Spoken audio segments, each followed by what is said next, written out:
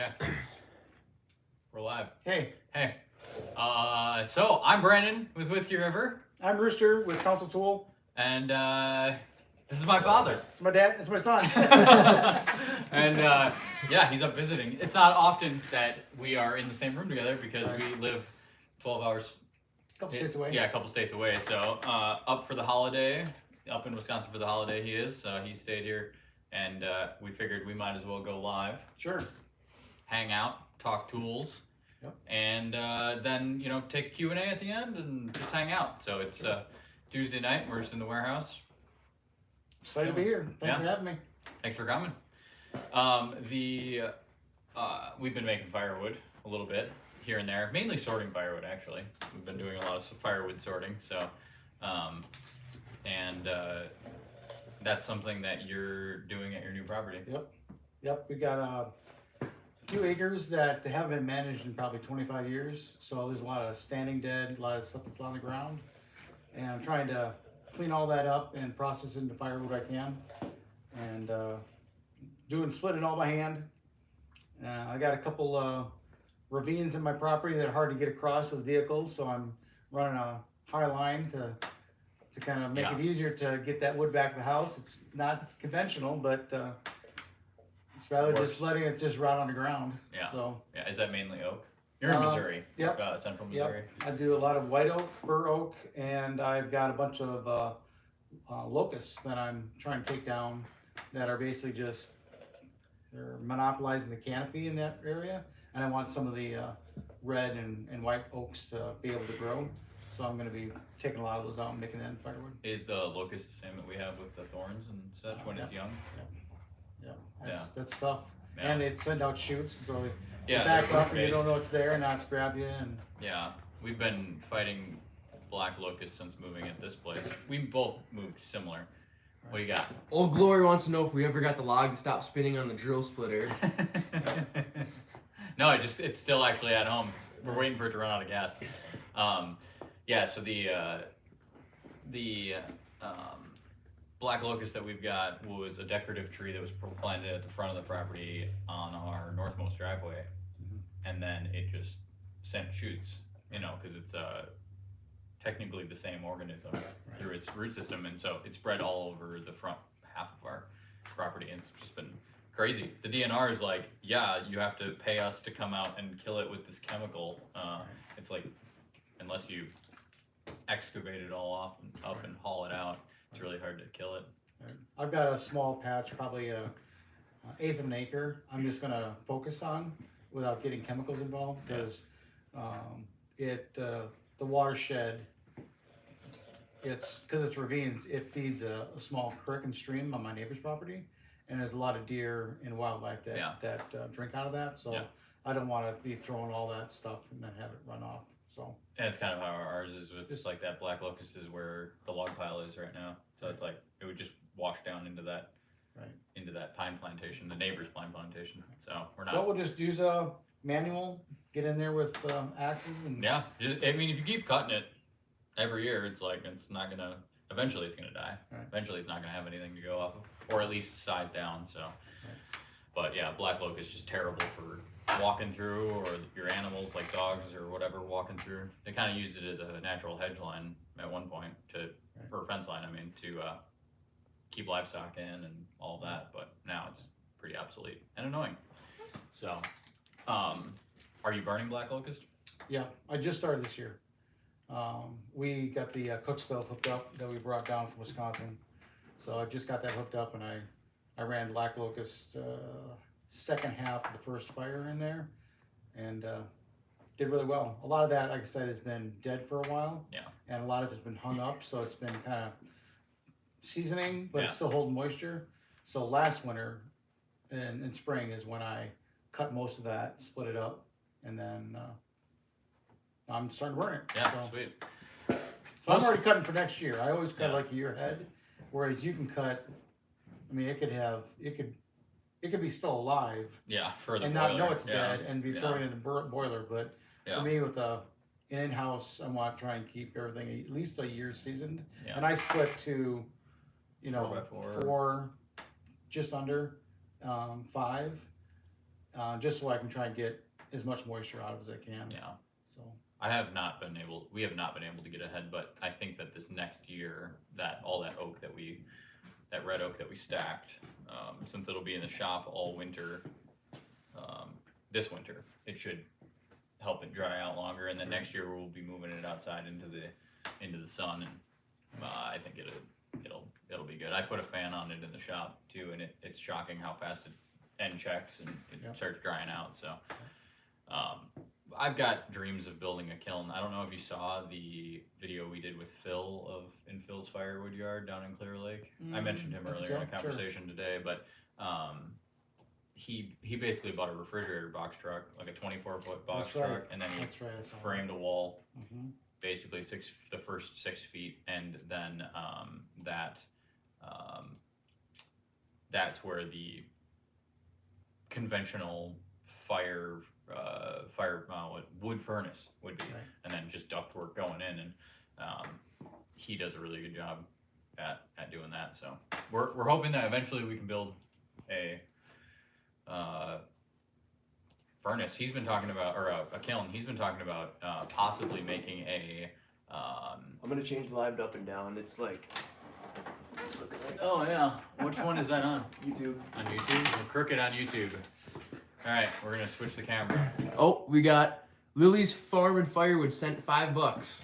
Hey, look at this. I got your shirt on, Matt. The hoodie's super filthy. I got it completely. It just smells terrible, so I had to. I couldn't wear that today, but. $5, and I'm not gonna take my shirt off. Sorry. make it 20, and we'll talk about it. Thanks for tuning in, Matt. But yeah, anyway, Phil's got a this thing. I joked around with him that we should make one that's like still attached to a truck, so you can just like dry firewood, like park it there for a week. You know, drive it in the woods. Yeah, drive it wherever. But you know, if you've got friends that want to do, I think his is able to do 8 totes. It goes in totes to do it. It's either 8 or 10, so it's a significant amount. Does that allow him to then sell out of state? Yeah, that allows. It's That's a USDA certified. Yeah. Because you're killing the bugs, as well as trying to get the moisture down. Yeah, I don't know the specifics. He's like a nerd about the specifics, but yeah, it's like it obviously helps with moisture levels, but it also helps with being able to ship it. I can't remember if his is USDA certified or if it's just state DNR, but basically he's allowed to ship in any county in Wisconsin, and he's also, the biggest thing is state and national parks. Right. You can bring that wood in if it's certified. You know, like obviously there's probably not people policing the wood, but you know, it's just a really good idea to try not to bring invasive species into a national park or national forest, and we've got a lot of public land here. So especially if they're going to limit the circumference of the area that you can bring in to that park. Yeah. You know, it's only got like a 20-mile radius or something. Yeah. Can't be too many firewood suppliers that are that close that are going to be able to keep up. So his market, a lot of his market is Minneapolis, because he's in Clear Lake. So, and that allows him to be able to ship over to Minnesota and all that. So, and I think that there's just people that see value in kiln dried wood. It's not like everybody cares about kiln dried wood, but I feel like it's something that like the people who want kiln dried are gonna search up kiln dried, and they'll pay an extra, 10 to 20% more. Yeah, it's like it's guaranteed. I mean, there's some, I don't know if it's mostly men or women, but if there's a bunch of carpenter ants and they didn't know it, and then end up they crawl out when it's warm. There's some women like, oh my god. Yeah. Well, yeah, my girlfriend hates it when spiders are in the firewood. So like ants coming out of it's not a good thing. But I think but there's like a last minute. Some people just don't have the ability to store massive amounts of wood, like, and then have their current year as well as the next year in storage. So some people are kind of forced to have to buy wood that's ready to burn because they only have like one section of their garage they can fit one cord in and all that. So the kiln dried has value, and I would like to build I'd like to build a kiln, so I'm gonna be keeping my eyes open for a refrigerated box truck, box/truck. Sure. It doesn't have to be huge. I'm not like trying to get into certifying and all that. But could you just do a regular Conex shipping container?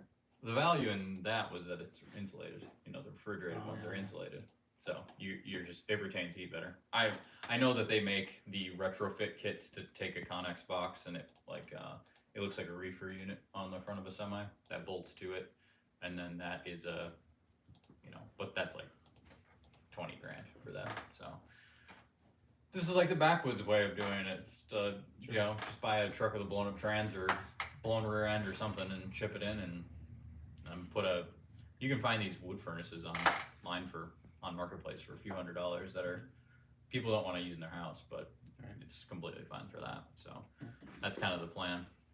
How's the live looking? Did we get it reoriented? I mean, it's just gonna be up and down, but it would be nicer if it was, because when you open it up on a screen like this is what it's gonna be looking like. Oh yeah. Yeah. It But, is what it ooh, is. a head space. Yeah. You get to see our ceiling. Yes. Yeah. On that camera, can you zoom in on us? So it takes a lot of that away. Yeah. We're still learning this live thing, so. Mm-hmm. So when it comes to firewood, are you following the trend that firewood has with fuel oil prices and such like that?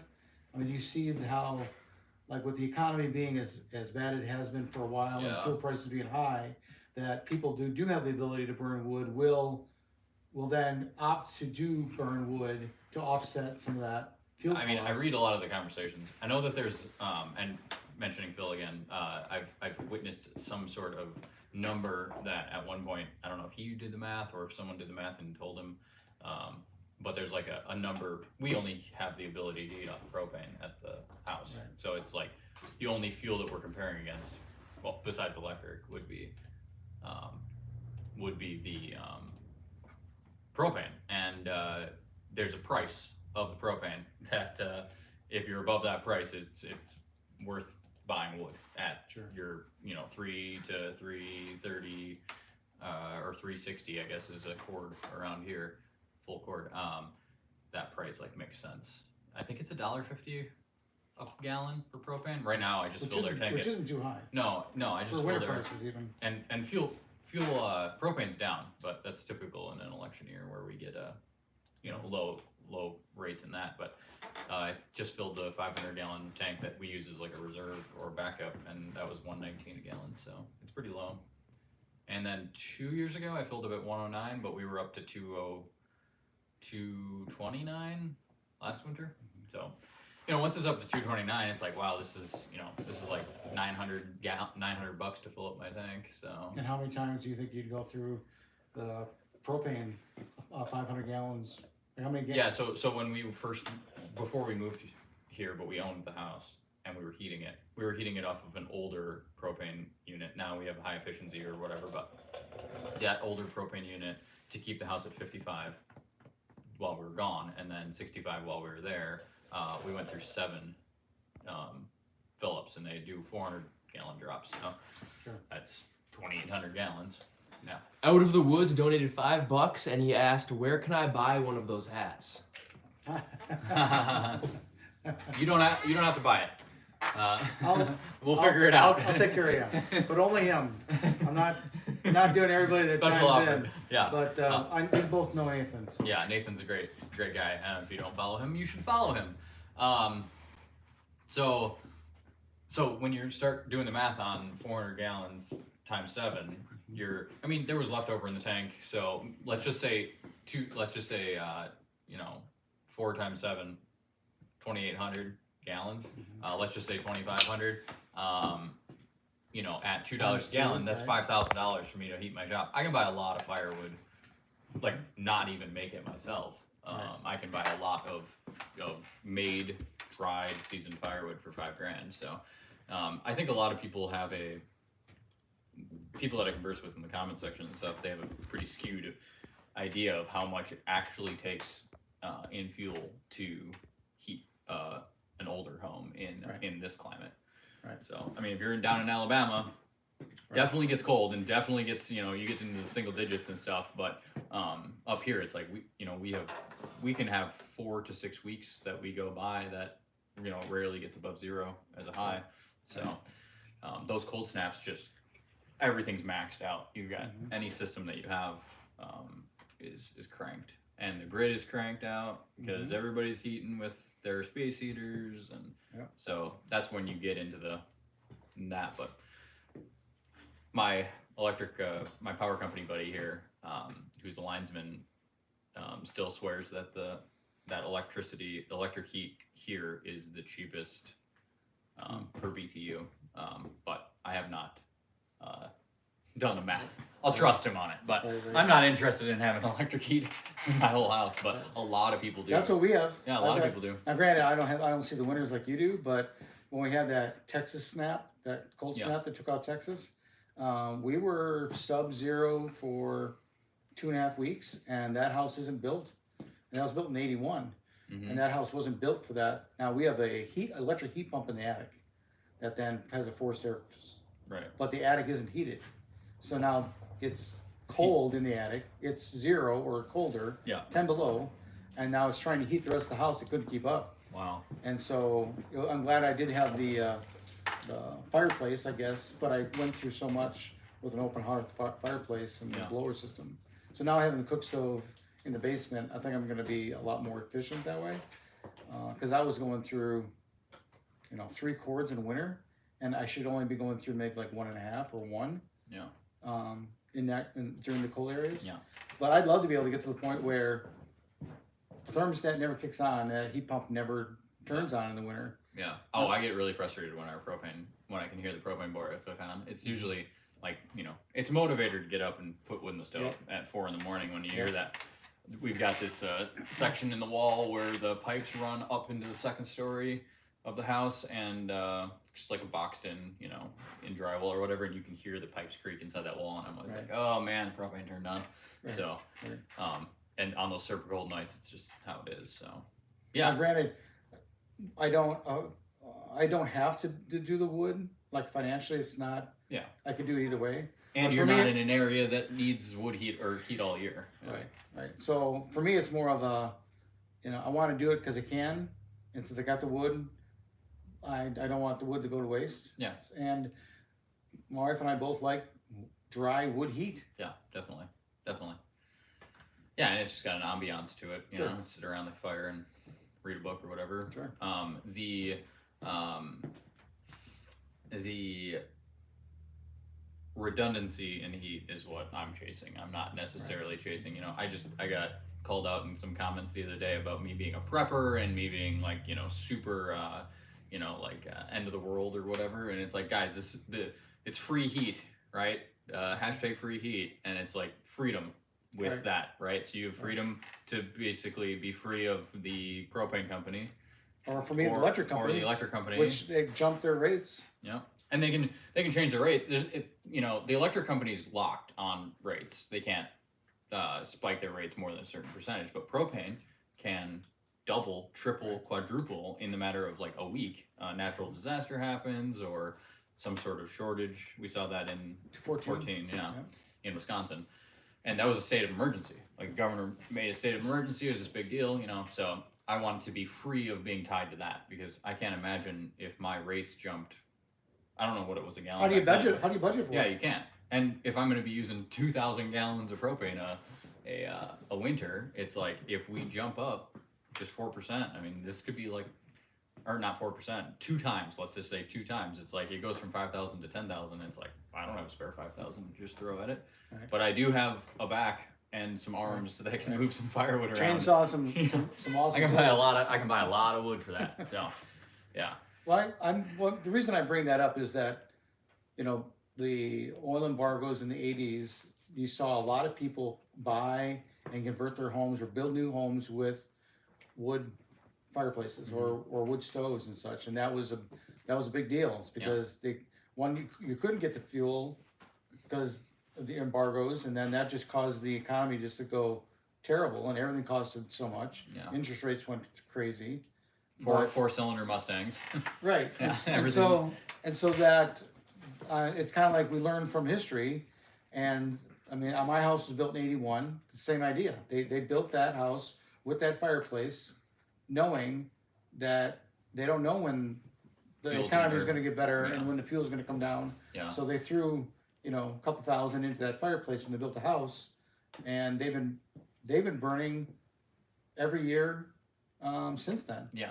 Like that fireplace has has always seen a fire every winter in that house since '81. Yeah. So it's just redundancy, and making sure you've got freedom from the actual, Right. the Man. market, the market. It's like, so my plan is to have 30 cords seasoned stacked, because we go through between 3 and 4 cords a year inside the house in order to offset that propane in this wood stove. Hopefully we use less than this new wood stove. So Glowing Firewood 50 wants to know if you do sticker trades. no, I do not. But only because I used to, and they became a big headache. So sticker trade's not something that I do anymore. we do appreciate the support, we though. do have stickers, and we throw stickers into orders when we have them in stock. We any order on the website gets a free sticker thrown in it when we have them on hand. So sticker trade is just not something that I do. I get asked that a lot, but yep. So so I want to stack 30 cords. It's kind of like an insurance policy for me, but also an insurance policy for my friends. Oak is completely fine to be stacked for, Right, especially if it's 5-6 white years. oak. Yeah. Especially with white oak. If Yeah. red is if it's undercover, great. But if it's not undercover, I go more white, because white's more rot resistant than red is. Yeah. Unfortunately, we just don't have white oak here. Right. So it's just red oak. As far as, we have to travel, and there's an outlier every once in a while. You see a white oak tree, but most of the time, true. the white oaks you got to travel. Do you have any white oaks on your property? White oak trees? No clue. Yeah, no clue. It's just rare here. It's sand country, and they just don't like growing in the soil and stuff. So Well, even with those billboard tarps, you can cover an awful big pile, even if you doubled them. So for a couple $100, you can get red oak to last 15 years. yeah, definitely. Glowing Firewood 50 wants to know how much is that hat? How much he wants to get one. Oh, we don't sell these, but we do have Flying Fox. This one? No, not that one. I think we've got Flying Fox hats. We got Council Tool Fire, and Flying Fox, I believe, on the website right now. Yeah, so this is a Flying Fox hat right here. It's got a. There you go. It's got a logo on it. That's a Council Tool one, and then we got a Council Tool Fire one. These hats are Council Tool, sent these to their retailers and such. So, and here's the Council Fire. It's for their fire line. Now these hats that Brandon and I are wearing, they're actually ones that we take to shows, and then we, if we meet up with a dealer, or we've got a big fan of our products, we buy a bunch of stuff at the show, we'll throw in a hat. So these are kind of, that's why I gave them you, because you're a dealer. Yeah, internal to the dealers. Yeah, But so it's kind of like an extra special thing. So. yeah, we've got Whiskey River hats coming. In the next month we'll probably have some more in. I just found a new hat retailer, hat shop, hat supplier that I'll be going through. I'm thinking so. We do lids.com. He does a lot of fire stuff. So we met him at the FDIC. Yeah. I think this was $12 stitch. And it's a Richardson 112. Yeah, burger cap. So that's not bad. No. Yeah, they were getting wild there during COVID. It was like $25 for a hat stitched, and it's like, come on. But shortages and all that.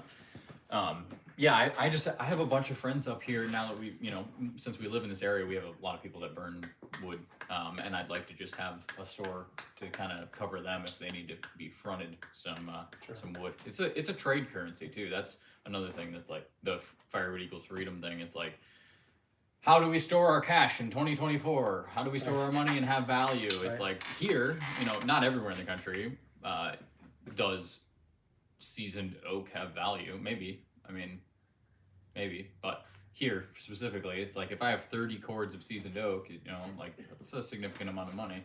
That's 10 grand that all I have to do is make it, split it, and make the content around it and have it on hand, so that way, if I ever, I need to put a transmission in the truck, or, need to buy something for the house or whatever, I have the ability. Or even do a swap. Yeah, or do a swap. Somebody's got a piece of equipment you want to rent. Yep. Or borrow, and he's looking for firewood. That's an easy. Yeah. Keep the government out of it. We just had a F-150 that we traded for firewood. Oh, right. And when I went to the DMV and registered it, he's like, "How much you pay for it?" I was like, "Well, I traded it for firewood." And he's like, "Sure you did." And I was like, Actually. "Yeah, actually I did." So, and then I had to write down the value of the firewood, So, but yeah, just 2 cords of firewood got me a running, driving F-150. I drove it home, poorly running, but that's the stickler truck. That's the F-150 that you guys are seeing in the YouTube channel and all that. That will be evolving into whatever it evolves into. Right. So, yeah. So I just feel like that kind of stuff is important to be able to have on hand, and it makes me feel more comfortable burning more wood. Right. I'm throwing a lot of wood in the stove. It's like, it feels better when I've got just a massive pile outside versus when I'm like, oh gosh, I only have what I have inside the garage. So, right. Yeah. Yeah, for me too. It's we're in like an ice belt. So up north it's snow. We're in an ice belt where just everything freezes. Well, it also then takes down trees, and trees take down lines, and there's always power outages. Like we've lost power probably 5 times, and we only lived there 4 years. Yeah. And normally it's only like 1 day, but once we had a 3-dayer, and it's cold. Yeah. Still cold, and so by having that kind of firewood, ready to go. Yeah. Now, granted, like the cold snap that we got a couple years ago when Texas got hit, Yeah. and all the grid went down there, we actually got some of that in Missouri, and people were losing their minds. Yeah, definitely. They I mean, were- if your house isn't set up for it, it's like, that's not a good. I mean, your house could definitely freeze out in 3 days. Yeah. If you're like, If that's that cold. if, Yep. yeah, in a mobile home, or Mhm. or my house. I mean, Right. my house in single digit temps does not have the insulation value to be able Right. to keep it Right. warm, pipes from freezing. So let's switch over to Council Tool Talk. Okay. What's the latest product that we've released with you guys? I think it's the old number 7. old number 7. Yeah, which is this this splitting maul, which is called the old number 7. He designed it, and it's a monster for splitting wood. You can see it's got this very thick profile here. A traditional maul is kind of just like, it leads a lot for imagination, and it's not necessarily sharp, but man, it doesn't need to be. It just busts wood apart. Sure.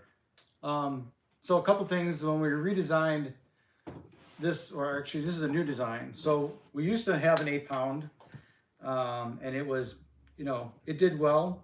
It was a copy of a copy of a copy. And with my engineer, Daniel, shout out to Daniel out there. Daniel's the man. We have the ability to then save the file in SolidWorks for the drawing that's then also is used to machine the dies for the drop hammer.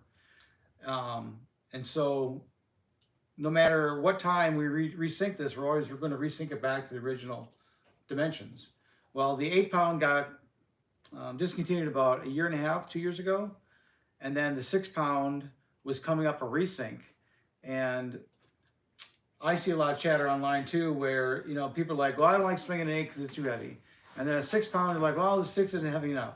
There's always a complainer no matter which way you're going. Yeah. And so I'm thinking, well, if we're going to redo the 6, let's forget it and then let's split the difference, Yep. literally and figuratively, and let's do a 7-pound, but make it a whole new design. We're not making a larger 6 or a smaller 8. We're making a completely new splitting maul. And so basically it's got most of a wedge shape, but there is still a high center line down the middle here. It's balanced front to back, so there's no blade drop, which means that when you're swinging, there's no flutter, I guess we'll call it. And the nice thing about it is on the back side, we actually tapered the poles slightly. And I started doing a pole splitting, I guess we'll call it, when I had a huge burr oak tree chunks that were dropped off my driveway by a buddy of mine. and they were probably cut to like 26 or 27 inches long in a cookie, and to be able to, and they were honestly they were probably 34 inches across. Yeah. And there's no way I'm going to split that down the middle or find a check. So I basically had to peel layers around the outside and work my way in.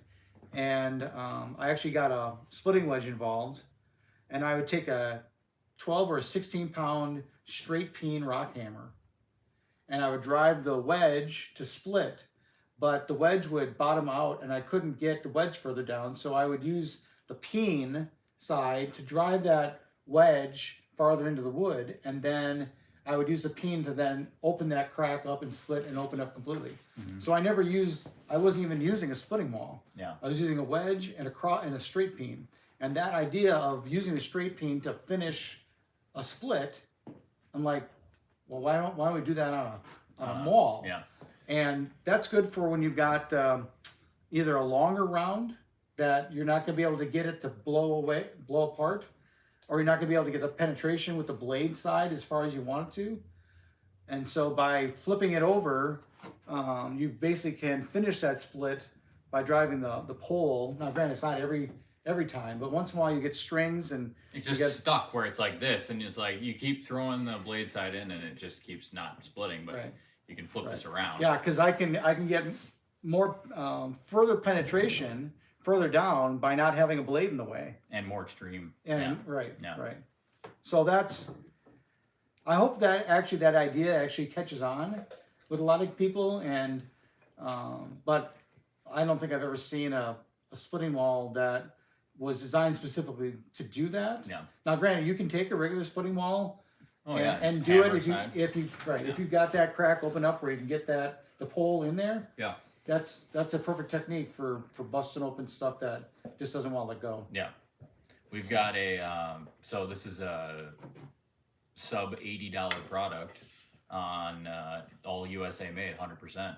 Like Sure. forged US steel, made in America, hung in America, United States hickory, which is the only place hickory grows anyway. Right.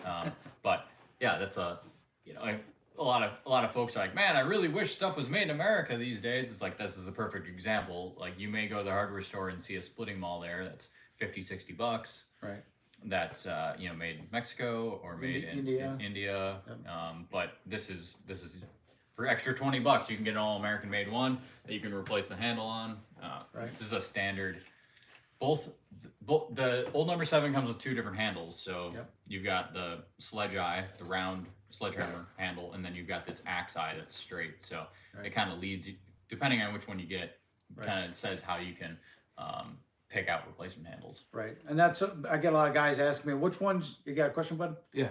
Alexander Fenning wants to know, how good is the pickaroon on frozen firewood? Oh, we used it on frozen firewood today. Yep. Yeah. Yep. Yeah, it's great. We can actually jump to that right away. Yeah, let's do it. So this pickaroon is 1.5 pounds. So there's enough weight to actually get the tip to penetrate, but it's not so heavy where it's like you got to use 2 hands to swing it. And not always are you swinging it down. You're swinging it sideways. You're Or swinging it next to the underhand. leg, yeah. Right. And this pickaroon actually has basically 3 sides. It's got a top spine, and it's got 2 cutters or side angles, bevels, I guess we'll call it, that then turn into a cutter on the inside edge right there. Okay. So that's actually kind of sharp. And that's designed to actually be used as an axe to do some light limbing. If you got a round that, like an ash tree or something, and fell on the ground and you bucked it, well, you weren't able to limb the branches that were under it. Right. It's And got now that you're stub sticking off. right, and now you start rolling those rounds around, and now you've got this little branch sticking out. You can actually go there and cleave it. Yeah. This pick on top, all you have to do is basically set this angle on however sharp or thin you want it. Right now it's set at around a 40, I think. And but if you wanted to get into get a better penetration on stuff that's heavier, then you basically sharpen it to be more of a like a 30 or 35 or whatever. But this will work pretty well in most softwoods, just as is. Yeah. I do have one at home that I dialed in for the oak because I just wasn't getting the penetration to then get it to engage. Lock, yeah, Right, yeah. right. And it's worth mentioning that most of the, pickaroons in the past have kind of had more of a hook to them, traditionally, or ones that have been mass produced. A little tooth. Yeah, a little tooth, and that sometimes makes it harder to get into frozen wood. Right. Or if you're just using a hookaroon, thinking it's a pickaroon, that also is a struggle to make it work. Question? Lily's Farm and Firewood donated $2 and says, "Old number 7 is awesome. What's coming out in 2025?" Ooh, the secret. The secrets.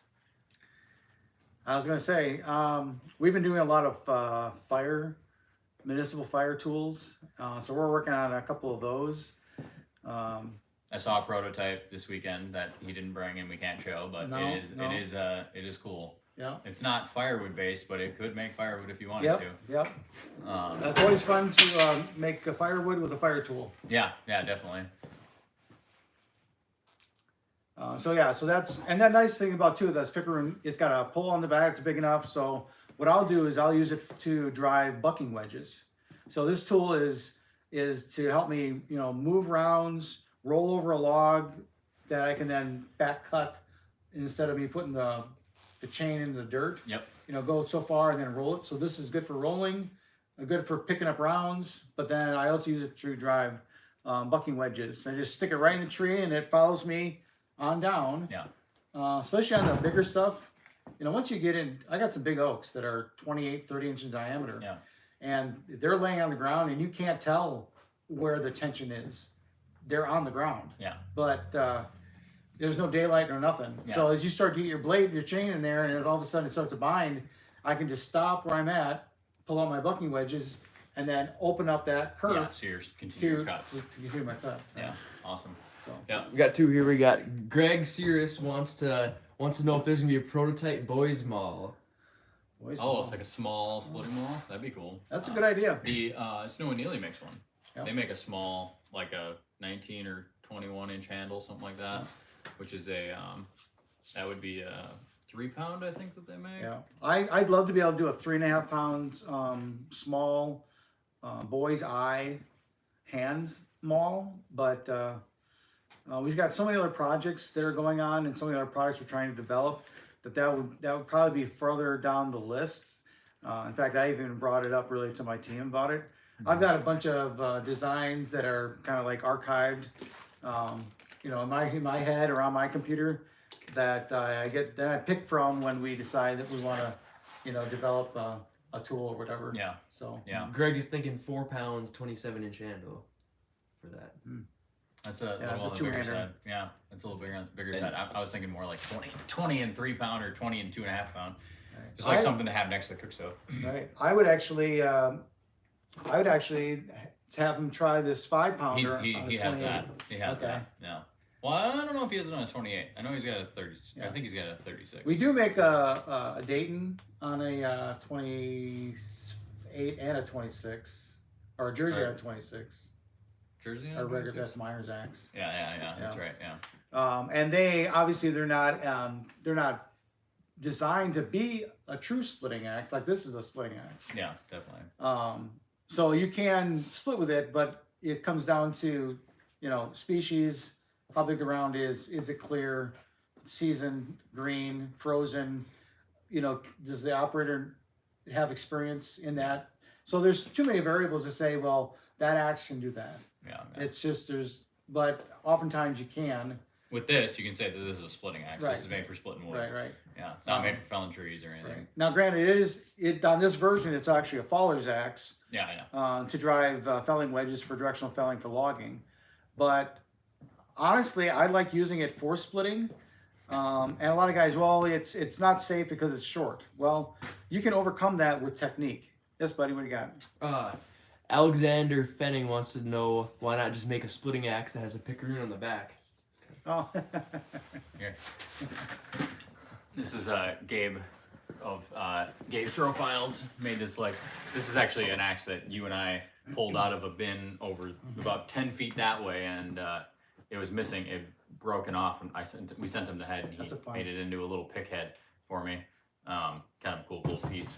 Sure. Yeah, you could. I mean, there's been hundreds of years of guys putting pickaroons on the backs of axes to to roll logs around and all of that. So, Our buddy Daryl has a good idea where he'll tap a 1/2 by 13 bolt hole, and then screw in a hardened bolt, and then sharpen the end of it. Yeah. And then he can take it in and out as he wants. Yeah, it's got a locking nut basically that locks it in. Yep. So that I've seen that a couple times. Yeah, and I feel like that Daryl didn't necessarily come up with the idea. I feel like that's been a kind of traditional thing. He probably saw it somewhere and kind of you know, did his own spin on it. Yeah. It's a very cost-effective way to do it. You know, mass production of a axe with that on the back of it's like a little complicated. Right. And that's the thing is that, you know, there's lots of good ideas, but you need, in order to develop that tool,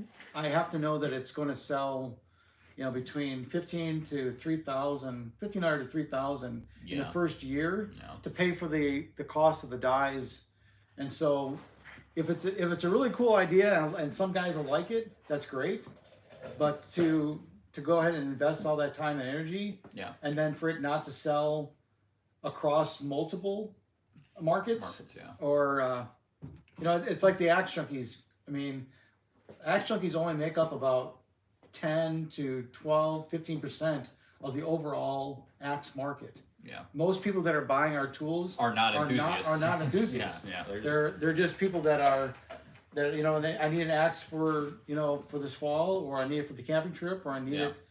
And then I need it as a gift for someone, and I don't know anything about axes, and I'm just here buying one for my uncle or something. Right. You know. Right. Yeah. And we run into that with the handles too. It's like a lot of folks are like, "Wow, this handle isn't exactly how I want it," and it's like we're not marketing only to enthusiasts. We're also marketing to a guy who wants to restore an axe in his backyard, and he might not know exactly how to swing it. So, you know, by no means are our handles thick, you know, and like baseball bats, but we can't make this narrow, thin handle with, you know, and sell it to the general pop, because they're not going to understand that. We actually had issues with the 28 LUM, which you got. Was you know, we shipped all of those out, I would say, in the matter of 3 days.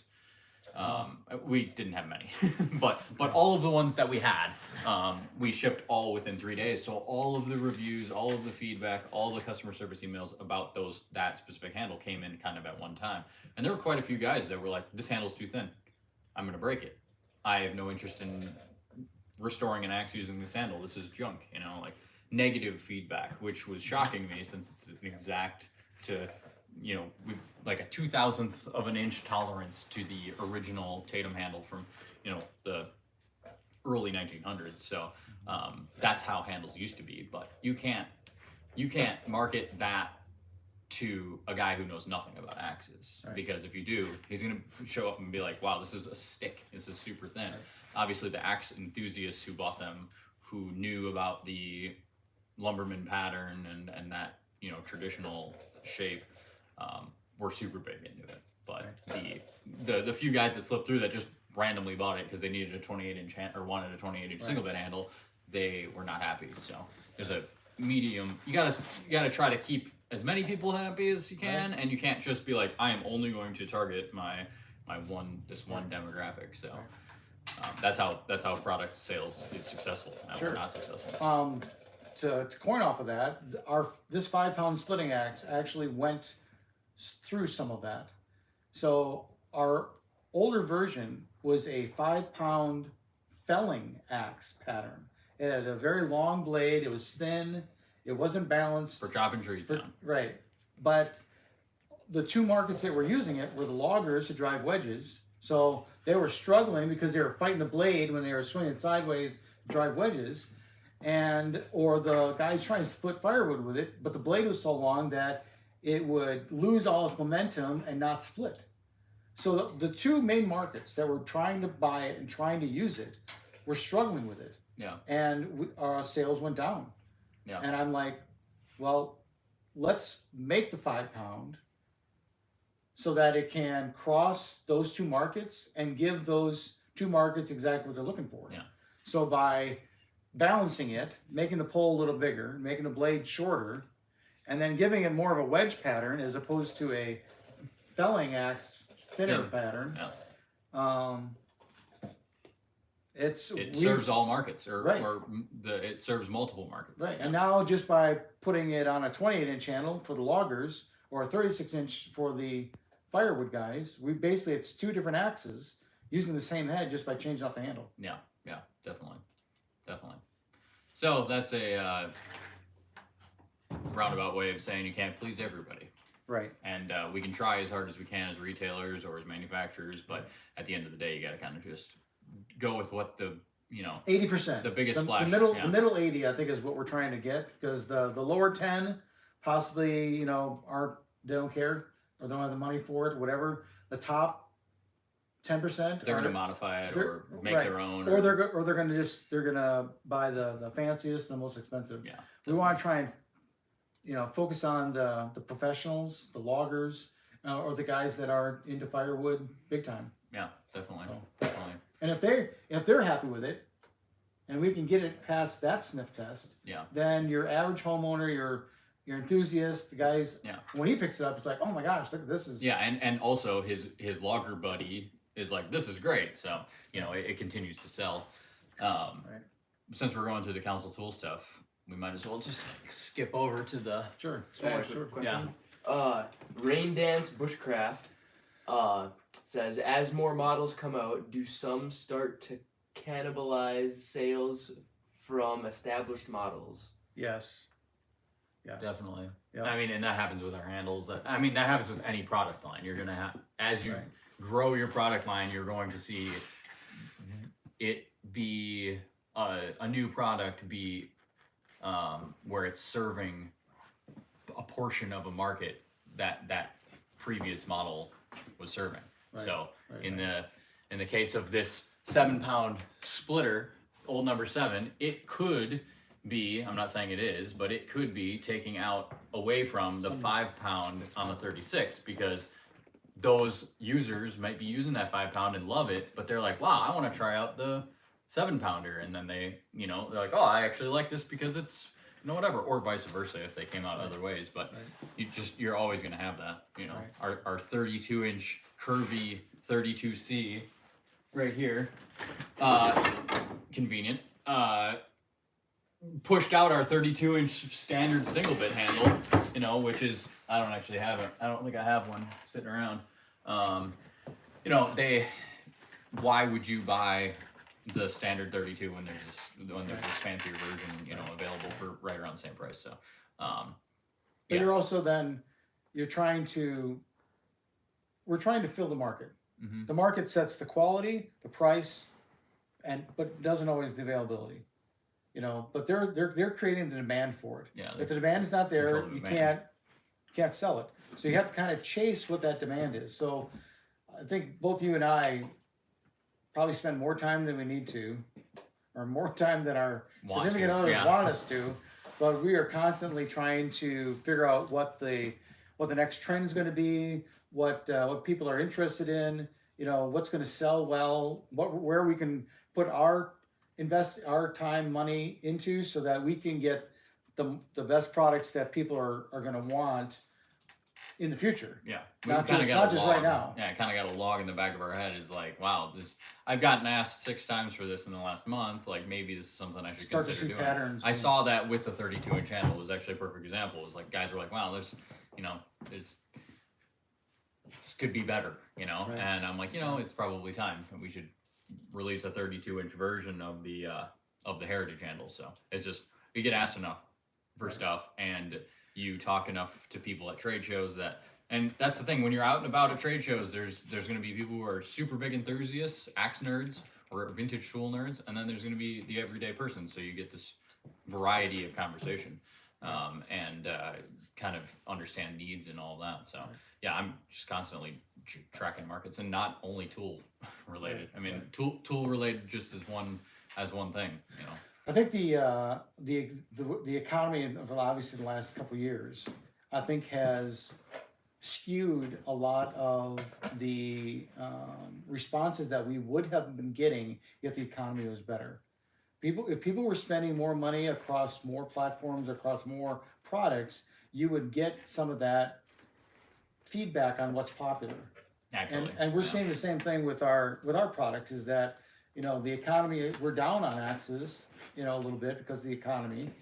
But that's one of the reasons that we're focusing on the fire tools, is because the economy is causing people to want to burn wood. Municipalities are growing. People are And so moving we're chasing the firewood market that way.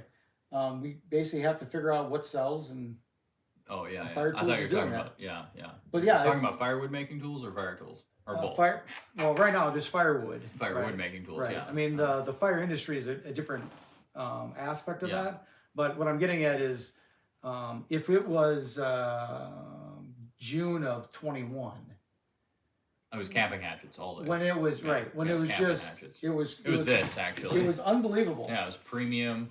You know, this is the this is the 19-inch handled 2-pound pack axe. This was the first of their premium line that he designed back in 19. And I'm sorry, 16, 16. yeah, yeah. And you know, this is 170-ish. In the pre-COVID, or actually during COVID, it was like 148, 152, somewhere in there. This thing sold like hotcakes. It doesn't sell like hotcakes anymore. This is a lot. This is a big decision to make. So guys are oftentimes turning to, like, well, I'm not going to buy. If I'm going to buy myself an axe, I'm going to buy myself an axe that I can save heating money with. So I'm going to sell, or I'm going to put my money into a $70 splitter, or sport or utility, sport utility hatchet. more economical. This Flying Fox, you know, well, you know, similar in what you can do as far as tasks go.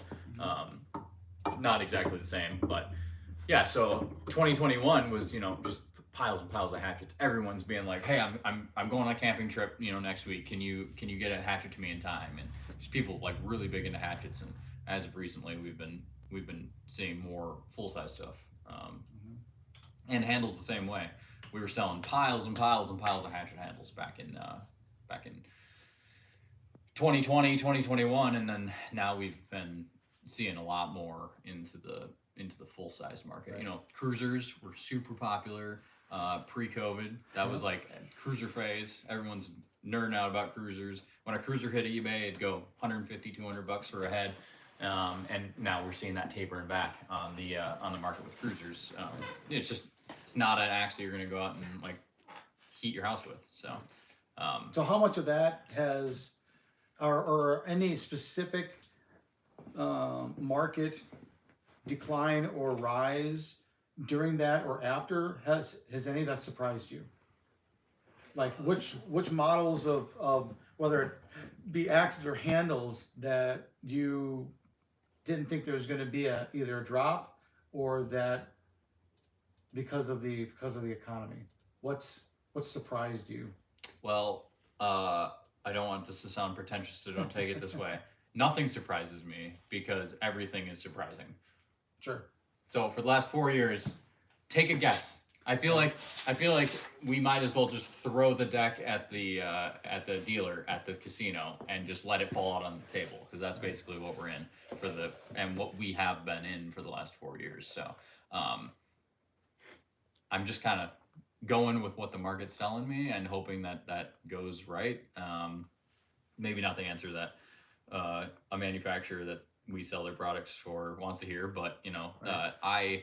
I know that with us as Whiskey River, we have been wanting to focus more on a target customer that is an audience that is focused on heating their house with wood and using these tools as something that can improve their life, not just being like, "Oh, I'm gonna go buy this $400 axe." I mean, and we still sell high-end axes, but I want to make sure that we are focused on not only just selling to the top of the top market. So, yeah. Nathan Hutchinson wants to know what's the best way to reshape the shaft to fit an eye. Right here, Shinto rasp. They offer it in 3 sizes. This is the middle size. I think this is their 11-inch, or it might be metric actually, but this is their middle. The big one, which is like 16 or 14, way too big. Probably perfect for doing timber framing and paddle making and a bunch of stuff. And then the small one is great. It's probably about half this or maybe 2/3 of this.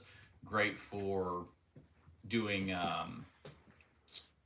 fine carpentry work, and also putting it in a toolbox or something or a backpack. But this is kind of your all around rasp. I don't know if you use one of these. I do not. I have, but I don't use it.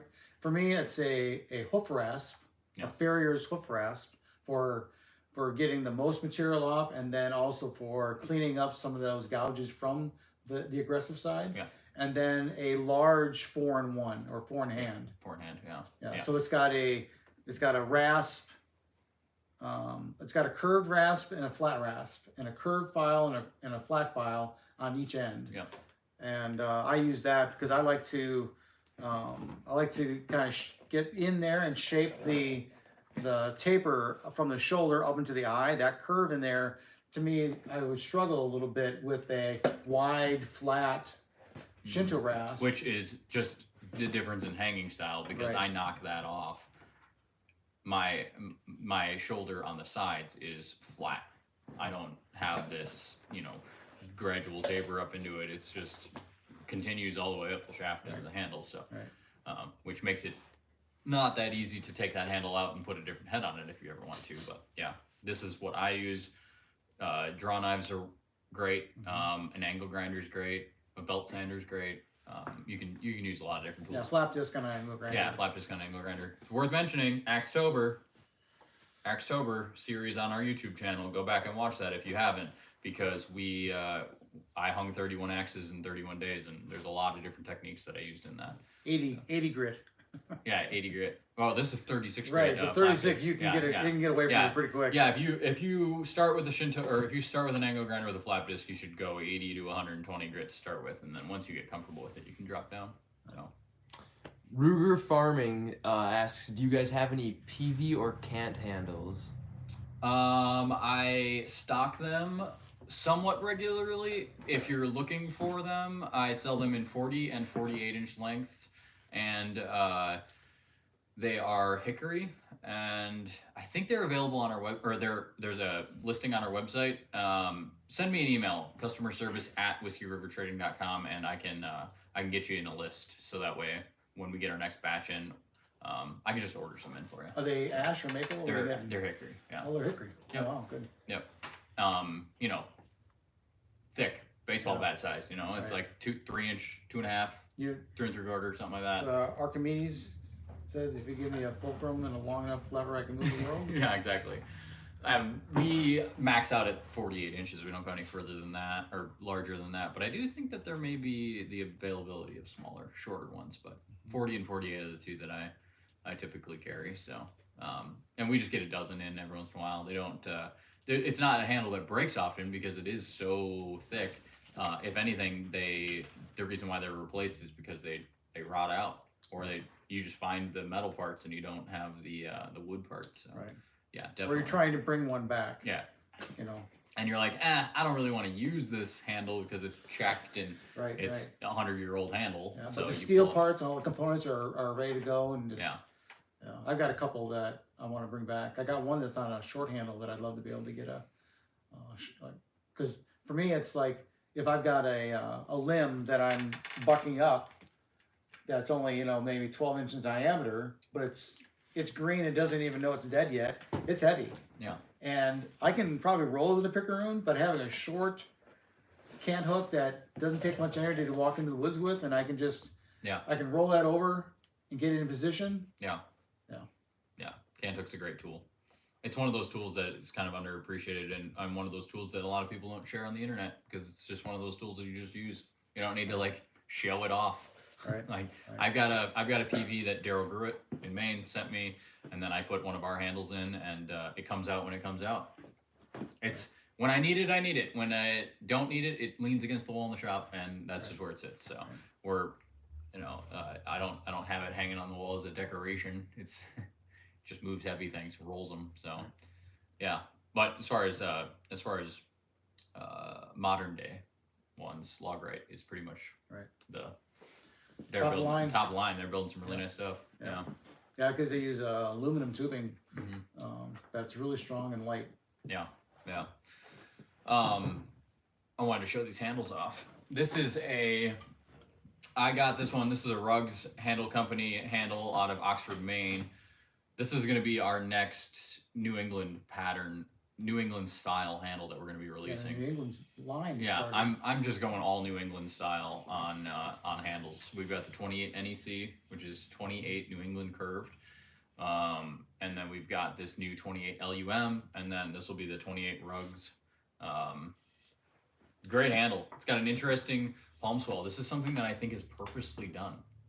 If you see that like bump there. Instagram's audio is not working. Do you want to go live again on Instagram or go on TikTok? Go on TikTok. Okay. Feel that. It fits between your two Oh, middle yeah. knuckles. Yeah. That's something that I really definitely want to put into the new thing. I mean, this could completely be a factory second, and that they messed it up because there is like almost like a knot or like the Yeah. grain structure there, but it does feel good, and we might as well. So I would say that's probably a Or even just enhance it a little slightly. yeah.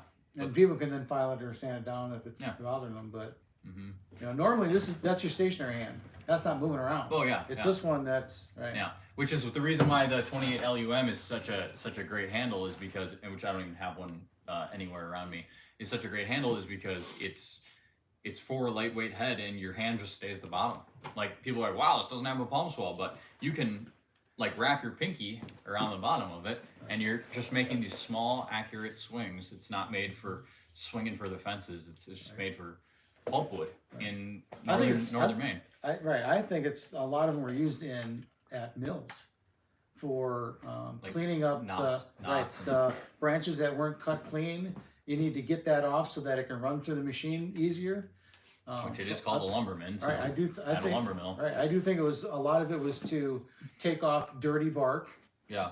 And so that it's nice and short, so you're accurate with it, and it's a lighter head, so it's not gonna wear you out all day. I mean, that's a working man's That's axe. cool. Yeah, and it's something. Yeah, definitely. Yeah, it's something that you can have around. It's not this massive axe. And that's one of the reasons that it's so whippy. Yeah, yeah. And again, you just don't have to swing it for the fences. It's just to tap. It's not for splitting. Yeah, definitely not. It's for limbing. Jay Rice wants to know: is Council Tool ever going to make a Woodsman Pal type hatchet? Would be awesome. Seems pal type action. Yeah, That's the. It's like a bill hook. Yeah. Kind of thing. That's a good question. I'd love for us to be able to do something like that. It's probably not going to happen anytime soon, and part of that is because the economy is the way that it is. But I would definitely put it on a wish list. I've actually started designing some of that in the background, but it's not something that I brought to our team at this point. But I like to try and stay ahead of that stuff so that I've got it archived. So when we are ready to do something, we can talk about it. But so it's a good idea, and I agree that it's something that we could do. It's not something that is on our radar at this point. Yeah. But I love the feedback because I really need to know what people are thinking and looking for. Definitely. So. Nathan Hutchinson wants to know, what hatchet handle would you recommend? It's really going to be based on eye dimensions. This is something that I get asked a lot. Is like, hey, which handle do you recommend of your lineup? It's like we got to know a couple details of that. So eye dimensions are first. Once you get your eye dimensions, which you could tell me right now if you've got the hatchet handle. Small available. eye. Small eye, yeah. I need actual dimensions. Measure from the bottom of the eye, front to back, and that's going to be the dimension that I need.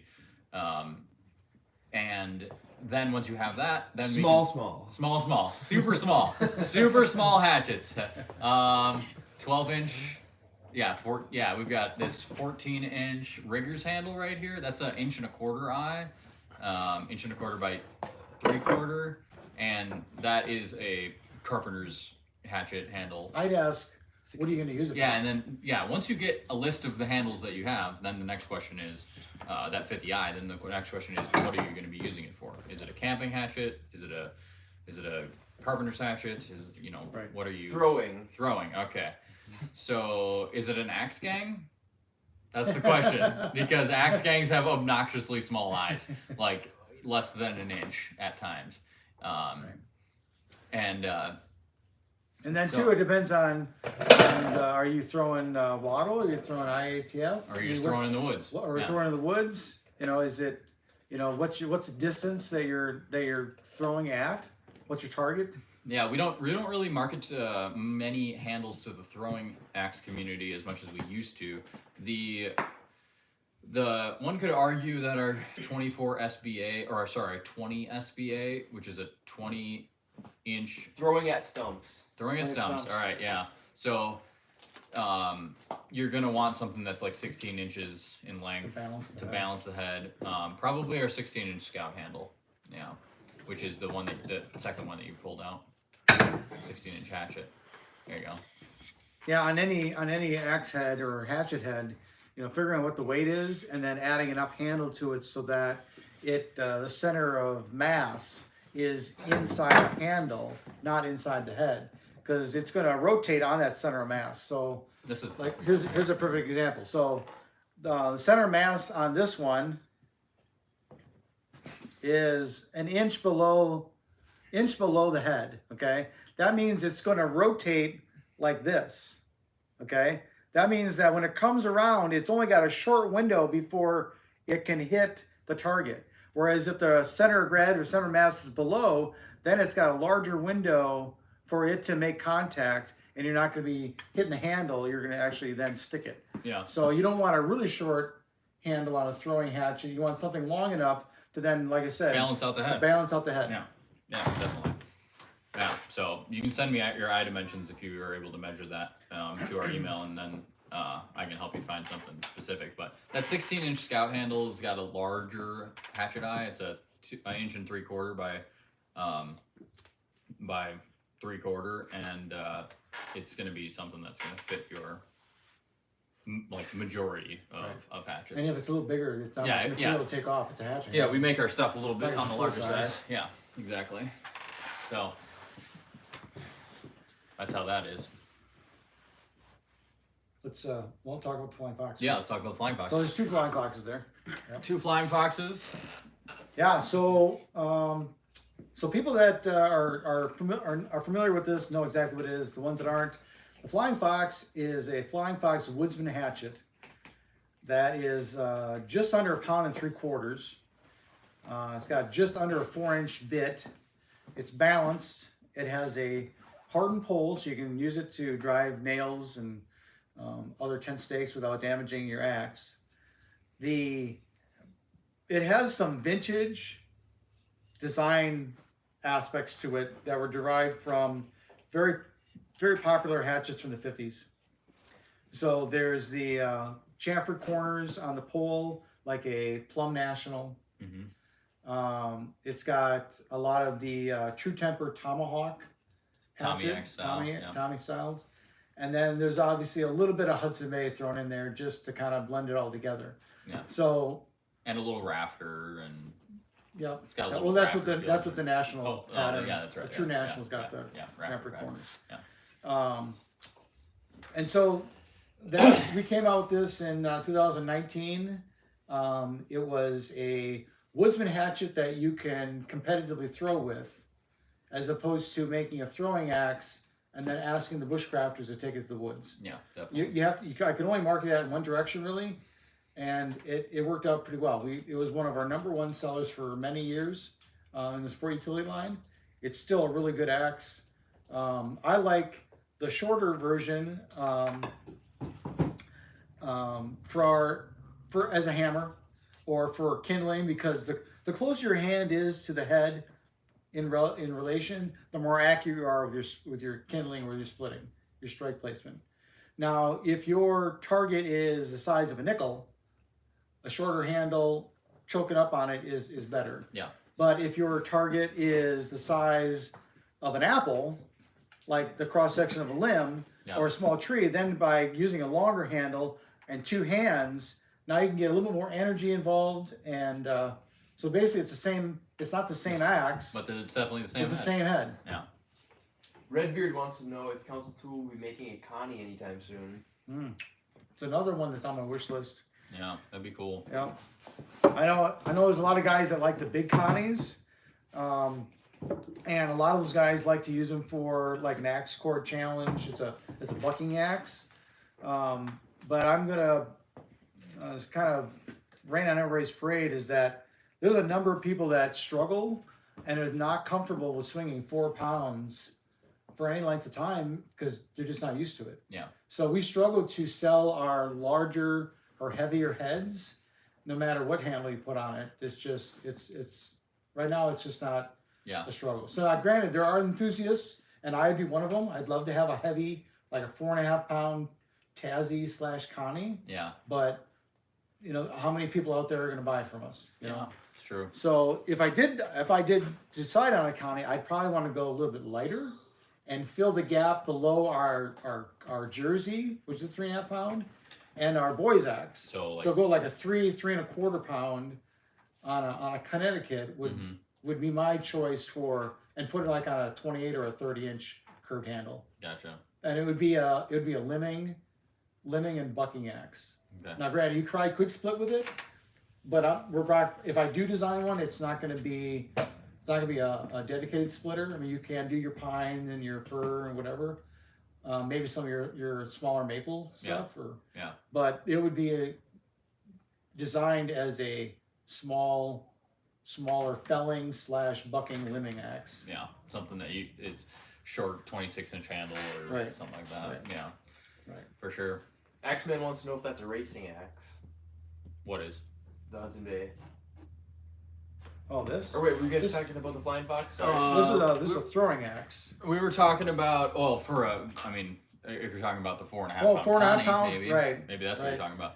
That would be, racing axes, training axe, an axe that you could take out in the woods and not have to worry about it. The racing axes are not something that you're going to want to chop any wood that's not clear popple, which is what they, run. Right. So. Right. Yeah, we're not going to be doing any racing axes.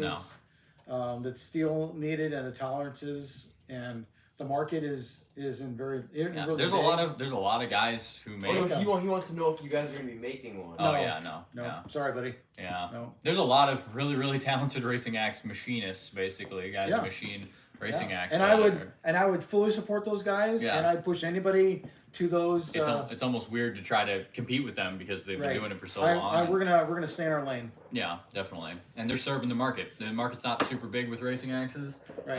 And they're able to take. And the Americans have really stepped up. Yeah. Yeah, definitely. Back to Nathan Hutchinson about his throwing axe or hatchet. He says 1.5 inch by 0.5 inch eye cutting blade, 2.5 or cutting blade 2.5 inches, 5.75 inches length with hex hammer, but a hatchet. Oh, it's a half hatchet. What should it be used for? It is a half hatchet. What should it be used for? It's just a camp hatchet, really, unless you want to be putting in flooring. Right. Well, traditionally it was used to put up cedar shingles either as siding or on a roof. That's what half hatchets were designed for. It's a carpenter's hatchet. Yeah, definitely. So our 16-inch straight handle would be a good one for that. The 14-inch would be also good for that. So he already showed you that earlier, that 14-inch riggers or the 16-inch broad. Both of those are good options. The 16-inch broad is 1 7/8 inches, so you will have to take a decent amount off that to make it work. But you're going to get the longer length if you're planning on throwing it. So yeah. But yeah, that's how that is. Here's the last of the council tool stuff. Well, I guess we haven't talked about the pack axe yet, but that's the Hudson Bay. Yeah, so this Hudson Bay is a throwback for about 80 to 90 years. When L.L. Bean was getting them from Snow and Neely. Yep, and it was a taller eye, and it was more wedge shaped. They were about 1.75 pounds back then. So we wanted to redesign our Hudson Bay, which had a shorter eye, and which means there's less connection with the handle, but it had a bigger blade on it, and that bigger blade was making a lot of people feel that it could do a lot of heavy work. Yeah. And so what they would do is they try to split with it, and they would get the blade stuck because it was a felling axe blade. It's basically a bucking and limbing axe as opposed to a splitting axe. and they get the blade stuck, and they crank up and down on this 28-inch handle, and they would loosen the head and eye connection. Which has been a problem with all manufacturers Contemporary, of these. right? The contemporary Hudson Bays from the late '60s on Yeah. has been a problem. Yeah. And so basically, we wanted to try and fix some of that and limit the failures, I guess we'll call it, on the tool. And so instead of us, having a campaign where we're trying to teach people how to use the old one, we redesigned it for how they're trying to use it. And we haven't seen hardly any handles come back loose from being stuck. Yeah. Yeah, in fact, if anything, it's more of a drying out because of the temperate climate in Arizona, or or just leaving western side of Washington State or whatever. Yeah, or so, getting left next to their wood stove. Right. So it makes a really good splitting axe. Now, when I say splitting axe, it's not always split once and go all the way through. Yeah. It's you may have to work your way through, or get it stuck and then flip it over and then use the weight of that wood to then drive onto the blade onto your stump. Yeah, which we recorded a video of doing that today. I'll try to put out some more content myself. That'll come out in the next. So not all splitters, doesn't matter how big it is, are designed and expected to split on the first and only strike. Right. Sometimes you have to work it. It's not TikTok. It's not a laser. It's not TikTok. Right. Yep. Right. And I feel like that's just like something that it makes for good editing on TikTok. It makes for fast videos and a lot of stuff going on, or on any social media platform. Right. But the reality of getting in the woods and actually splitting wood is like you're gonna have multiple sometimes. swings. Yeah, Right. You're not gonna blast through every piece in one swing. So that's just how it is. So so with this one, this is the 24-inch, and I like this because I get a really good swing at it. So I'm generating enough energy, but at the same time, my accuracy is increased because my hands are closer than if it was on like a 28. Even at one hand grip closer to the head, to me it increases my efficiency because I'm getting my strike places on target. Yeah. I'm not wasting extra energy by missing where I'm trying to strike. So yeah, I'm a big fan. I actually carry one of these on my belt when I'm splitting wood and when I'm using my saw. So. Yeah, it's a great companion. The pack axe is the last of the council tool stuff on the table. Sure. So the pack axe, it's got a lot of stuff going on. It is a premium product. First off, it's the first of the premium line that he designed. Sure. In council's lineup. This is the axe that council and I started working together. Yeah. I started out as a contract designer, basically working off of royalties from the sales to the dealers. Yeah. So that's how I was getting paid for my designs. Yeah. So basically the original one was a boy's axe that I modified, and that's where the Rooster mod comes from. Is I used to modify axes and handles and tools and whatever. Yeah, tinker with them. Yeah. Right, to make it how I needed them to perform. Yeah. And so that original modification of a boy's axe then became this design as a production. So it's 5160 carbon steel, which has got chromium in it, and that kind of makes it durable. It's a spring steel. And then it's got a hardened bit. You can see the little rainbow color there. That shows how far back it's hardened. It's got a 25-degree flat grind. It's got a 90-degree spine, so you can scrape a ferro rod and throw sparks, start a fire. It's got a hardened pole, so you can use it like a hammer to drive bright spikes, nails. I use it to release the frozen hitch on the truck when it was frozen up. Hung proud. Yep, hung proud with a wood wedge and a safety wedge. You can choke up on it so I can get behind it. Now I can feather stick or I can shave. You can do some carving with it. This is the 19-inch version. So you can swing it one-handed or two if you need to. This shorter version was part of an idea to make them short enough so that you can put it inside of a bedroll. to protect it while you're, backpacking or whatever. And then it's obviously small enough to fit inside of a pack or strap it to the outside of a pack. And the overall weight is, I don't know, just under 3 pounds. Yeah. So for the guys that are like really, anal about how much weight they're carrying with them, pound for pound, this 2-pounder can do a lot that even a bigger axe on a longer handle can't. Yeah, definitely. And I camped in 2018 over 200 nights with a 19-inch pack axe with a leather carrier. Van camped, not like hiking, but doing trade shows and stuff. I'm basically living out of a work van, and that axe did everything that I needed to do. I could cook with it. I could use it kind of like almost like an ulu or a cleaver, and be able to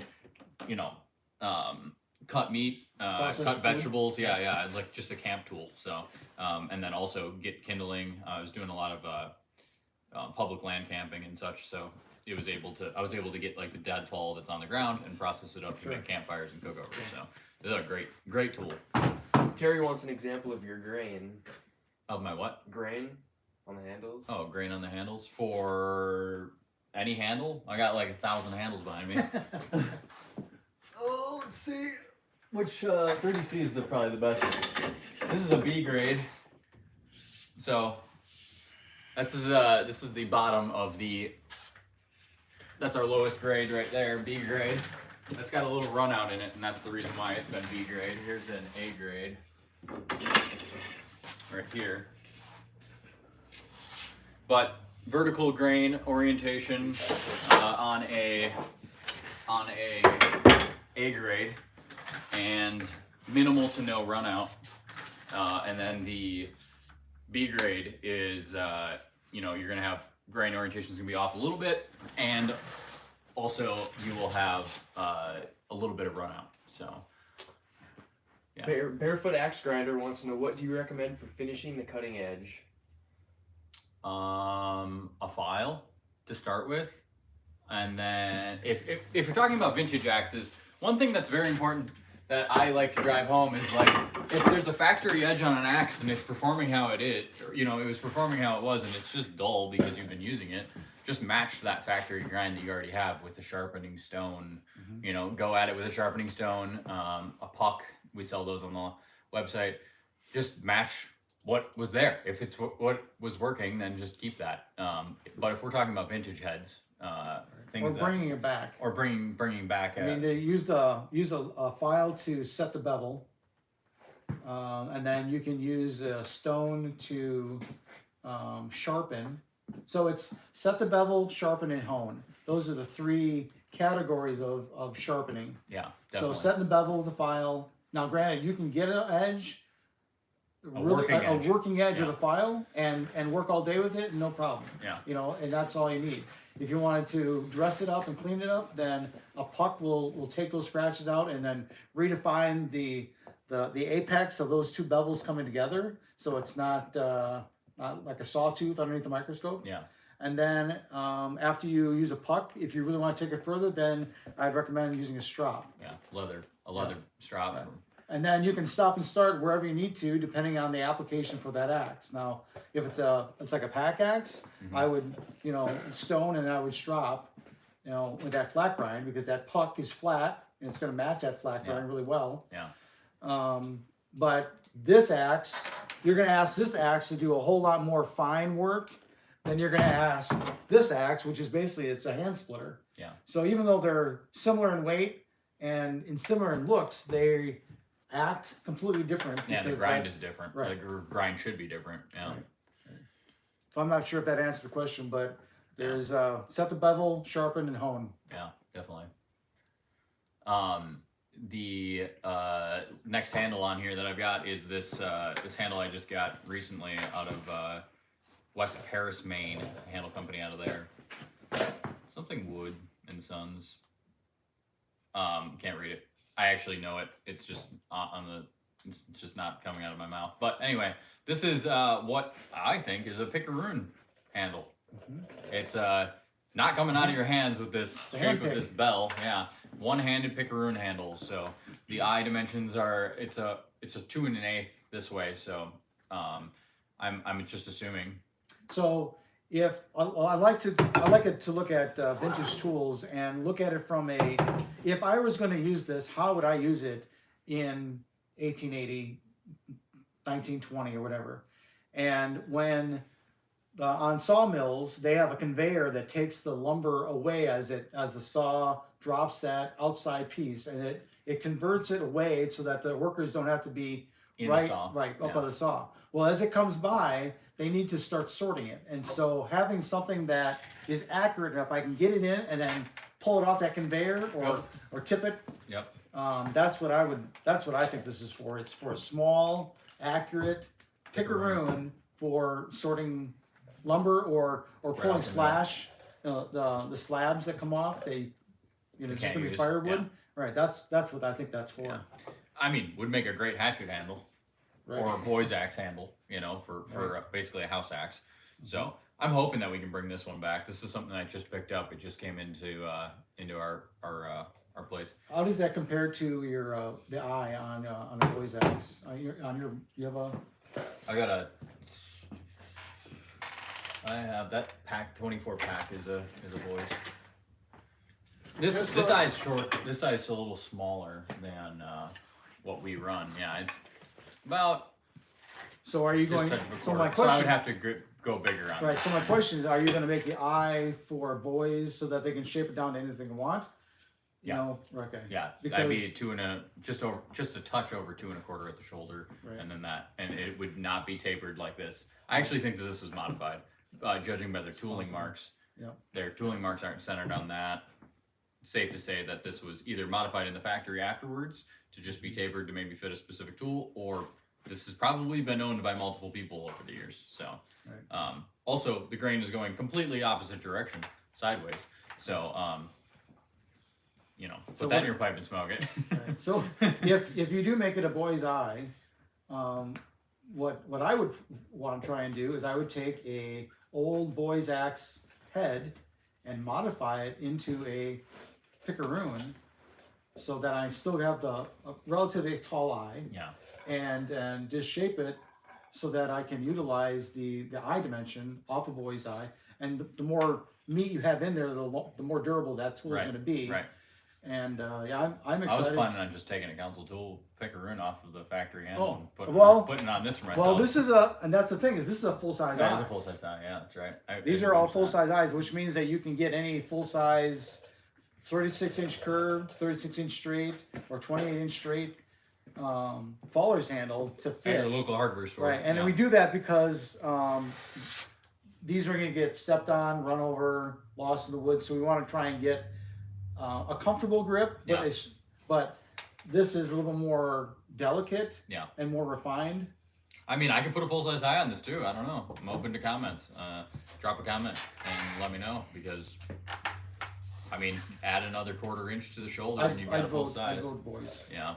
It feels good like this. I really want to hang a head on this, but I can't because I need it. Or if you ended up finding a boy's pickhead fire axe, this would be a cool like belt carrier. display. Well, even just as a display, like a wall hanger. Honestly, if you found a really nice vintage School bus axe. a boy's axe Pickhead.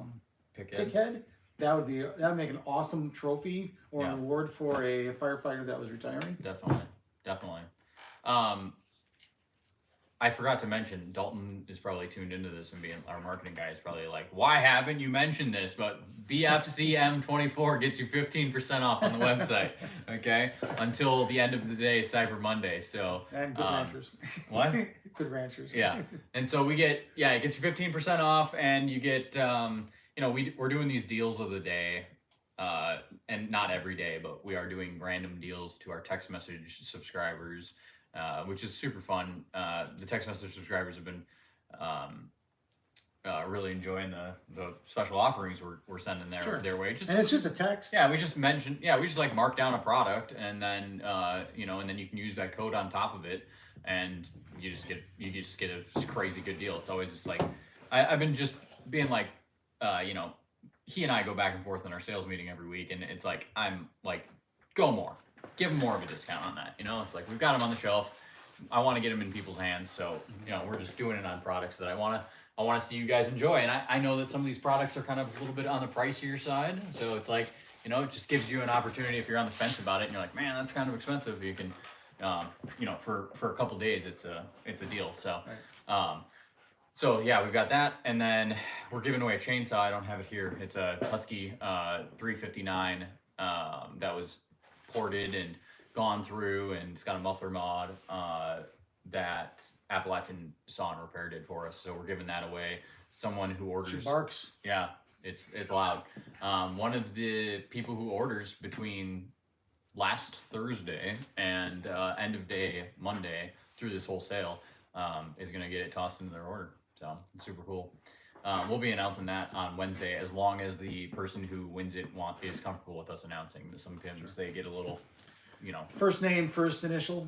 Yeah, first initial, last name, exactly. So, yeah, so we're giving that away, and then Black Friday, you know, is coming up here very soon. So make sure that you guys are staying tuned to our socials and staying tuned to our email newsletter and text messages, because we will have a you know, we're gonna be doing special offers that day as well. So we got special stuff running all through the week, and any support is appreciated. Yep. Yeah, this is a product that I have gotten flack for the retail price of, but these are not cheap to build and they are very nicely built.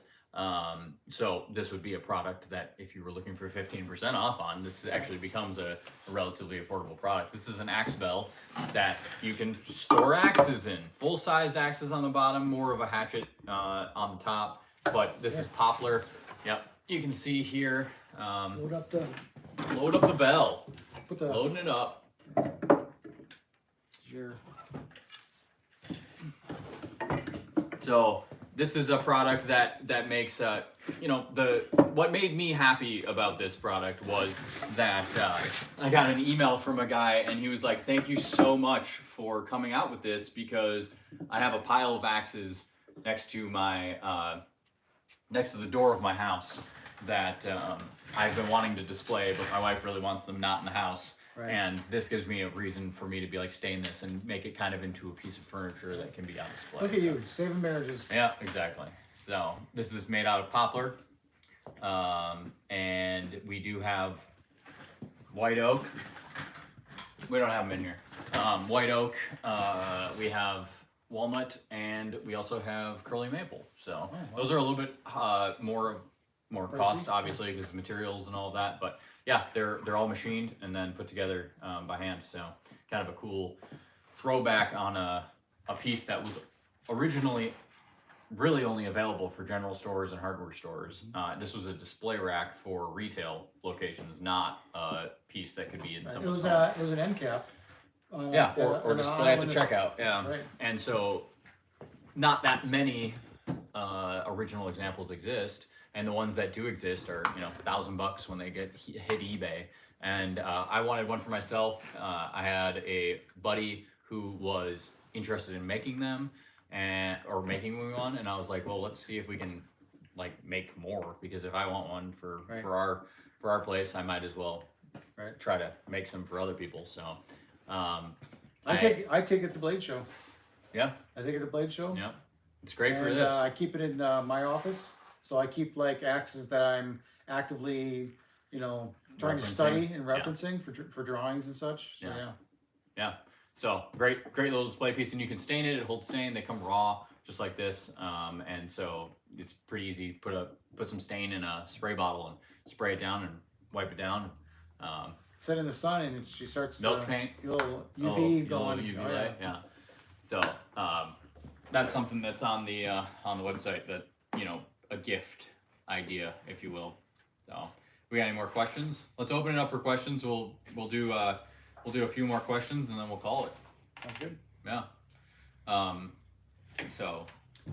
And then too, you might want to give your contact stuff. How do they reach you? Oh yeah. How they reach the company? Yeah.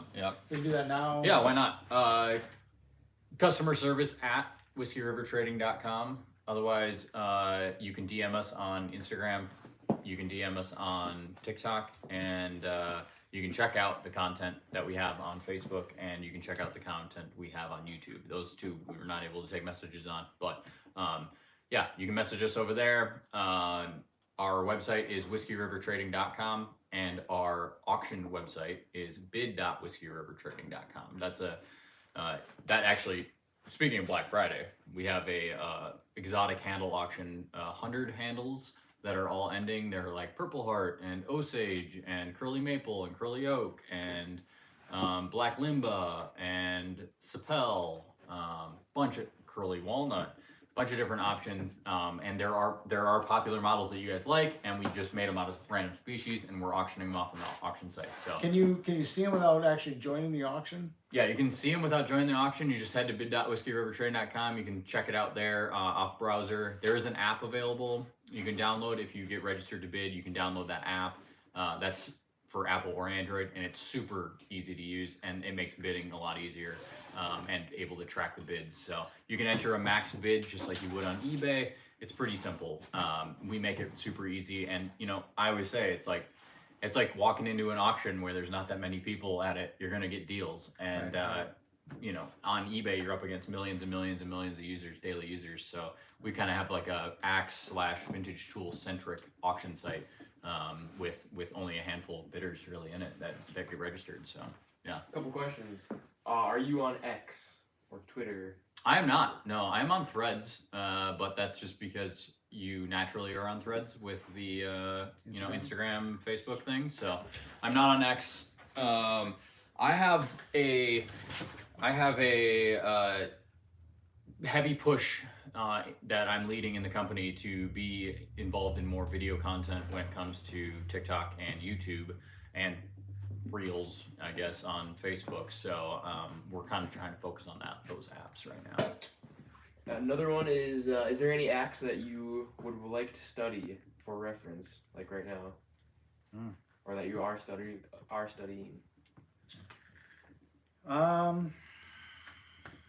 Well, I always like looking at counties.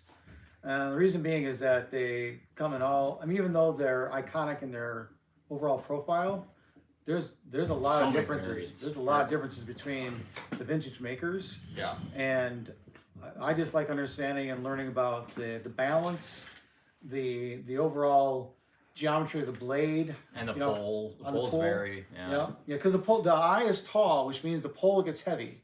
The taller the eye, the heavier the pole, and that's how a Connie actually balances itself, even though it's got a very narrow pole. Mhm. It's got a long pole, Yeah. and that's basically how that tool balances itself. If it was just like a cedar, Yeah. a cedar Yeah. cedar is hard to balance because there's so much blade on it, and Right. it's got a short eye. But yeah, I always like looking at Connies. I've got a couple of my own. I actually have a Winchester that I think was made by Man. Yeah. That I like a lot, and that's a 3 1/4. I've been not so referencing axe heads or axes, but referencing handles. I don't know, for 6 years now. And as of recently, I've been into these new old stock handles, basically stuff that is pre-war, and maybe not mass produced, but out of the independent handle shops that were all over the country. Those are handles that I would like to reference and take measurements for. What I am looking for currently is a new old stock example of an octagonal handle. It has to be straight, it can't be bowed, and it How long? I would like to have 30 to 36 inches. I'd like it to be full sized. So we're looking for examples of that. I've got one that I have, but I don't want I don't want that to become the golden rule because I don't have too many examples to compare it to. So as we grow our handle line, we're trying to grow the octagonal options in our handle line. So we will be looking for those. So if anybody has a new old stock octagonal handle that you can sell me, or I'd take it on loan and make it worth your time, you can email me, customer service at whiskeyrivertrading.com. Right. It's a good one. The other axe head that I like looking at examples are the larger Western pattern double bits. Mm-hmm. To me, those are the workhorses. They're not the Pugets, but they're also not the Michigans. They're more of a Wisconsin, I think, inspired. So, but the Western. Yeah. They make good splitting axes because they're long enough and they're heavy enough that you can get that flick to snap really well Pop on them, that. yeah. Right. So a 4-pounder Western, I think is. I've got a couple, but Yeah, I'd like to see like some to more see those. examples of that. Are you guys going to do shirts? Oh man. So I should probably start again. We had a terrible time doing shirts during COVID. So something that's very important to us at Whiskey River is that we, if there is USA made material available, that is the material that we use to make the thing, right? So it's super easy to get random t-shirts printed, right? But Bangladesh. yeah, from Bangladesh or wherever. The issue is, or the issue we were up against in 2022, 2023 was American made, American Apparel is the brand. They were back ordered, and when our local print shop basically was like, listen, we can't get these, we went to a third party, and then that third party, as soon as they would drop American Apparel to their print on demand program, they'd sell out within like 30 minutes because all of these retailers are trying to use those shirts. They're super high quality and all of that. So maybe that's solved. I kind of gave up because it was like a 6-month, slug of trying to figure out how to get shirts made with American made material. So we'll see. I've got a couple of shirt designs that we've been working on that would probably be really great on shirts. So stay tuned. How about a 3.5-pound version of the Fallers/splitting axe? Yeah, that'd be cool. Yeah, that would That'd be really cool. Yeah, on The, the same size handles. So we do make a 3.5-pound Dayton. That is technically more of a felling axe or all around utility axe for us. If we were to change that one into a splitter, I'm afraid that we're gonna lose the utility as a chopper Yeah. or as Felling, yeah. right. Yeah. So it's one of those things where do we make another axe, and then you run into, okay, well, who's gonna buy it in Yeah. what volume? It's a gamble. It's hard to say. But no, I definitely like that idea. I wish that we could make a smaller version of a lot of the popular. I mean, an old number 7 and call it an old number 3 and make it a 3-pound, the same geometries, and I think we're a 3.5, and I think we're off the races. But Yeah. like I said, it's you need to make sure the market's there before you invest all that time and money in tooling. Definitely. Has council ever considered making a Connie pattern? Ooh, we just talked about Yep. that. So Yep. you weren't in here for the early part. You're gonna have to watch back. Yep. You're gonna have to watch back. We'll publish this video in the next couple days, and you can watch it back. Short answer, we're not. It's not on our list right Yeah, now. has considered, not on the list right now, but would be cool. Anybody else? Awkward. Yeah. So let's take 3 more questions, and then we're gonna be calling it. You want to tell people where to find you on Sure. socials? And all So that? yeah, so my email for council is rooster@counciltool.com, and I manage the most of the social media. So Facebook is Council Tool, Instagram is Council_Tool, and YouTube. we're building up our YouTube, but I try not to. So it's Council USA, Council Tool Company USA is our new YouTube thing. But I prefer if you just email me if you're going to talk about stuff, because it's too easy to lose a conversation In the comments. in the of YouTube, comments yeah. section or even in the chat DMs. of the DMs and Instagram. It's just. Yeah. And then Rooster Mod And on Instagram. Rooster Mod on Instagram is my Yeah. personal one. Yeah. How about a 36C for the Heritage line? Yeah, it's coming. It's coming. I would say, so I made a pattern, wasn't happy with it, need some tweaking. I needed to kind of start over and just use it as inspiration. It's not something that I'm proud of at all. But I learned a lot about how to make that shape work. I've got Eli Arnold is about to send me a curvy New Old Stock 36 inch handle that will be kind of like, there's aspects of the pattern that I made that I really Inspiration. liked. Yeah, and then there's this. I'm kind of gonna just meld them together, and we should have a 36C sometime in 2025. Being from a timber sports background, I have found balance of the head and handle has more effect than the weight. What's your opinion? Definitely. Sure. Yeah. I We've mean, mentioned it a couple times. it comes down to application of the axe. So how are you using it? Let's use the boy's axe for example. So the boy's axe traditionally is a 2 1/4 pound on a 28-inch handle, and it's technically a small felling axe, but can be used for a lot of different purposes: bucking, limbing, splitting some stuff.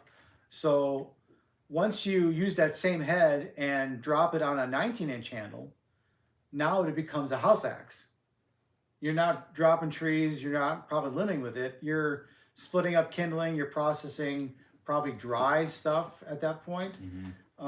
So that same head, if you found the balance point on a house axe, it's probably going to be just under the eye, if not inside the eye. Yeah. Whereas if you're doing that on a 28, the center is going to be about 1.5 to 2 inches below the eye. Yeah. Or below the head. So it all comes down to the application of that tool to determine on what the best balance is for that head. Yeah. How about a 30-inch New England handle? Yeah, I've got a 32, 28, basically a 32-inch version of the 28 NEC coming out very soon. I would say first few months of 2025. It's not going to fit into December, but it will be first few months of 2025. We should have a 32-inch version. The pattern's done, it's on the tail end. I don't have a physical example here to show you, but that'll be available on the website. So, Get one that's similar, just their length. no. Okay. Well, just I guess I got the 28. Show them what they're. I got the 28 NEC. Pause for station identification. Yeah. Pause. Actually, I'll just grab one of these.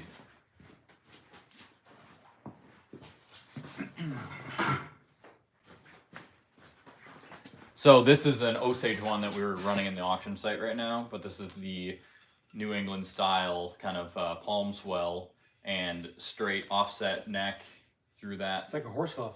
Yeah. That's what that looks like. It's like a horse hoof. Yeah, it's not a fawn's foot, it's a horse hoof.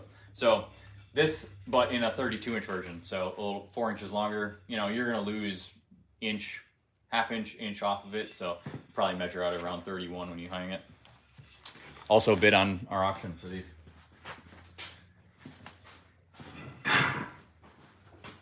Squeeze through here. Greg says thank you for taking the time to do the live Q&A. Yeah, is it Greg Sears? Yeah. Yeah. You rock, Greg.